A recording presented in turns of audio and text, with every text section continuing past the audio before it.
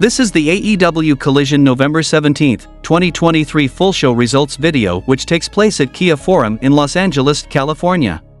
Tony Schiavone is in the ring to welcome us to the Kia Forum, and to introduce the TNT champion Christian Cage. Cage is joined by his sons Nick Wayne and Luchasaurus.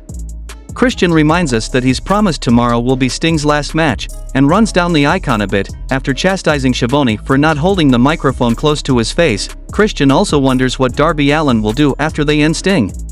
If he needs a father figure, Darby knows where to find him. Flair, who looks like the Crypt Keeper, will have a real come-to-Jesus moment if he gets in their business.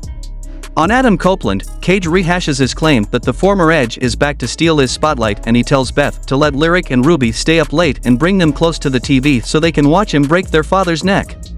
Lexi Nair is backstage with the AEW Tag Champs, and Big Bill points out that in their Full Gear title defense, they don't need to be pinned or submitted to lose their titles.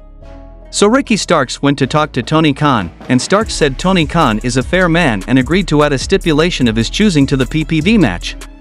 Since Bill is the tallest man in AEW, Ricky picked a ladder match, and along with an impersonation of FTR Bald, Dax Harwood, Absolute vows they'll leave Full Gear as tag champs. Then we saw a match between Miro versus Daniel Garcia, and the result of this match was Miro defeated Daniel Garcia by submission with the game over. We go straight backstage, where Naira's with Perry and her client Andrade El Idolo, and she asks if Andrade is happy with his new representation, and he says she's very hot.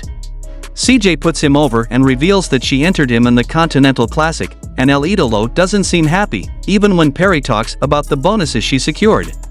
She then whispers something in his ear, he asks if she's sure, and he finally agrees, and they shake hands and walk off. The next match happened between Malachi Black and Brody King versus the Boys, and the result of this match was Malachi Black and Brody King defeated the Boys by pinfall. That's followed by Julia Hart kicking off a video package for tomorrow night's TBS titled Triple Threat with Sky Blue against champion Chris Statlander. The next match happened between Trent Beretta versus Brian Cage versus Commander versus Penta El Zero Mito, and the result of this match was Trent Beretta defeated Brian Cage, Penta El Zero Mito and Commander by pinfall to earn the TNT title shot against Christian Cage on Rampage. We get a recap of Powerhouse Hobbs slamming Paul White onto a car during Wednesday's street fight, and Lexi Nair interviews Hobbs and Don Callis. Callis says FKA Big Show is out after what Powerhouse did to him. What does that mean? Hobbs says it means anyone can get it. He took out a giant, a living legend, a former multi-time world champ.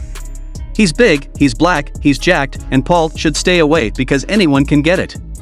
The next match happened between Wardlow versus Evan Daniels, and the result of this match was Wardlow defeated Evan Daniels by the referee stoppage. The next match happened between Dax Harwood versus Rush, and the match ended in a no contest when Ricky spears Dax Harwood. All the tag title participants are out, and Bill and Brody stalk towards each other, then go under the ring to get a ladder. Drolistico kicks it into them, Wheeler flies in King, and Bryce Remsburg is out with an army of officials and security to try and restore order. The next match happened between Buddy Matthews versus Wheeler Yuta, and the result of this match was Buddy Matthews defeated Wheeler Yuta by pinfall. Matthews gets a chair for some post-match violence, but Claudio Castagnoli runs in to prevent that. He gets a microphone and says that if he wants the BCC's attention he doesn't need a spooky promo, all you have to do is ask.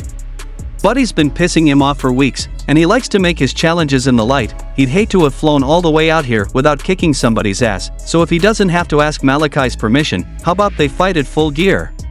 Buddy nods, so it looks like it's on. In the main event of the show, we saw a match between the Outcasts, Saraya and Ruby Soho, versus Hikaru Shida and Chris Statlander, and the result of this match was Hikaru Shida and Chris Statlander defeated the Outcasts by pinfall. During the match, a knee sends Soho off the apron where she's tended to by Cool Hand, and another puts Saraya down.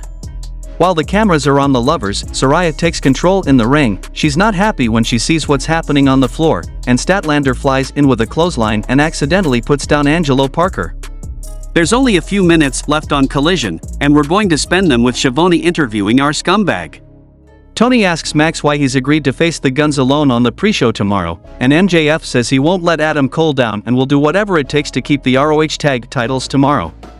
Next, they cover Jay White stealing the Triple B Switchblade reminds the champ of himself, and he knows he stole the belt not to prove to the world he's championship material, but to prove to himself that he is, and tomorrow he's winning and getting his belt back, and the Collision goes off the air.